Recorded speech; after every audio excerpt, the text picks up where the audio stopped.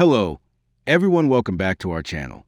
In this video, I will show you how to make QR code in mobile. So let's get started. First of all, open any browser and search Adobe QR code generator. Now you can see this Adobe website. Click on it.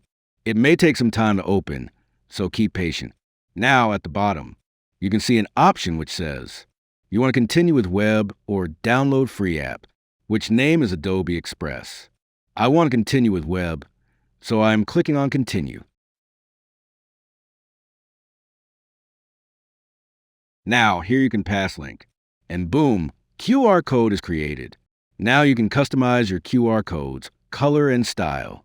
After this, you also change your QR codes file format like PNG, JPG, and SVG. When you satisfy, click on Download.